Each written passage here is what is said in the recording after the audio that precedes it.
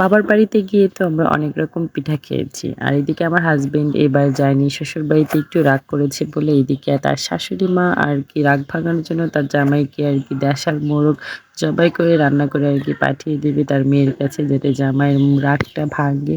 জানি না ভাঙবে কিনা, পুরুষ মানুষ বলে কথা। আর জামাইদের একটু ডিমান্ড থাকে বেশি। হ্যালো এভরিওয়ান, আসসালামু আলাইকুম। সবাই কেমন আছেন? আল্লাহর রহমতে আমরা ভালো আছি আপনাদের দোয়ায় ও ভালোবাসায়। আর আজকে নতুন আরেকটা ভিডিও নিয়ে চলে আসলাম আপনাদের মাঝে। জামাই রাগ করেছে এইজন্য শাশুড়ি কি রান্নাবান্না করে পাঠিয়ে দিল সেটাই আজকে আপনাদের সাথে শেয়ার করব। এইদিকে কিন্তু আমার বাবার বাড়িতে ধানের বতর শুরু হয়ে গিয়েছে। এত কাজের মধ্যেও কিন্তু আরকি জামাইকে রান্নাবান্না করে আরকি মেয়ের কাছে পাঠিয়ে দিবে। এইজন্য একদিকে আম্মু আরকি ধানের বতন নিচ্ছে, আর এদিকে আমার ভাবি আরকি রান্নাবান্নার প্রস্তুতি নিচ্ছিল সবকিছু আরকি মুরগি-টুরগি কাটাকাটি করে। আমরাও কিন্তু বসে থাকি না, বাবার বাড়িতে গিয়ে আম্মুর হাতে, হাতে একটু হলেও কাজ করে দেওয়ার চেষ্টা করি। কারণ আমার আম্মুকে দেখেছি সে কিন্তু অনেক পরিশ্রম করে, অনেক কষ্ট করে। আমি মেয়ে হয়ে দেখতেছি আর আমার আম্মু এত কষ্ট করতেছে সেটা কি দেখে, দেখে বসে থাকতে পারি? তাই আমার আম্মুর সাথে, সাথে একটু আমি কাজ করে দিয়েছিলাম। আবার মাঝে, মাঝে এসে ভাবিকে একটু হেল্প করে দিচ্ছিলাম। বলতে কি একটু মাঝে, মাঝে ভিডিও নিচ্ছিলাম আমার ভাবি কেমন করে রান্না করতেছে। এদিকে পিঠা বানানোর জন্য চালের গুঁড়াটাও করিয়ে দিয়েছে আমার ভাই ব্লেন্ডারে। আমাদের ঢেঁকি না থাকায় আরকি ব্লেন্ডার দিয়ে চাল গুঁড়া করে দিয়েছে। আমাদের বাড়িতে যখন কাজ থাকে কেউ বসে থাকতে পারে না। সবাইকে একটু হলেও কাজ করতে হয়।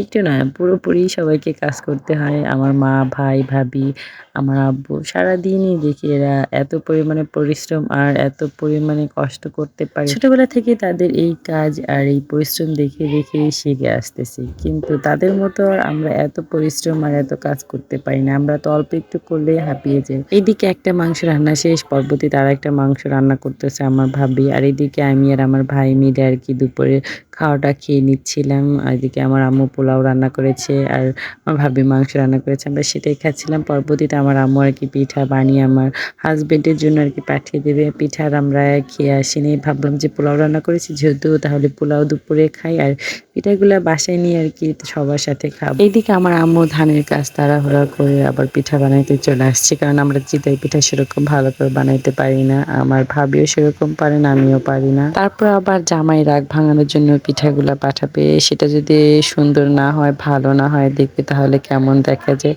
এইজন্য আম্মুকে বলেছি যে তুমি পিঠাগুলা বানাও আর কাউকে দিও না বানাইতে।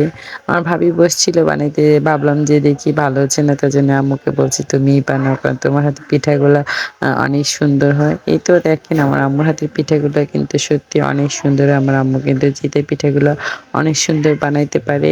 এই তো দেখতে, দেখতে অনেকগুলা পিঠা বানানো হয়ে গিয়েছে। সবগুলো পিঠাই কিন্তু আমি বাড়িতে নিয়ে আসছিলাম। এই তো আমার ভাবি আরকি প্যাকেটিং করে দিয়েছে কি চিতই পিঠা আর হচ্ছে একটু আচার দিয়েছিল। আর আমার ছেলে মেয়ের ভাজা পোড়া আর ২ পদের গোস্ত আরকি রান্না করেছে। বাটিতে, বাটিতে করে দিয়ে দিয়েছে। তো আমরা খাওয়া-দাওয়া করে প্যাকেটিং করে রেডি হয়ে পড়েছি। যাই হোক আজকের ভিডিওটা আপনাদের কাছে কেমন লাগলো সবাই কমেন্ট করে জানাবেন। এইবারে বাবার বাড়িতে অনেকদিন থাকা হয়েছে। অনেকদিন পর যাচ্ছি। কেন যেন যেতে ইচ্ছা করতেছিল না বাবার বাড়ি থেকে। এদিকে আমার ছেলে আর মেয়ের মনটাও খারাপ। তারাও যেতে চাচ্ছিল না নানা বাড়ি থেকে। ওর নানি আর ওর মামা মিলে আমাদের রাস্তা পর্যন্ত আরকি এগিয়ে দিয়ে রিক্সায় উঠিয়ে দিয়েছিল। তো আমরা ৩ ভাই প্রতি চলে যাচ্ছিলাম রিক্সায় করে। আজকের ভিডিওটা এই পর্যন্ত, আর বড় করব না। নেক্সট কোনো ভিডিওতে দেখা হবে। সবাই ততক্ষণ ভালো থাকবেন, সুস্থ থাকবেন। আল্লাহ হাফেজ।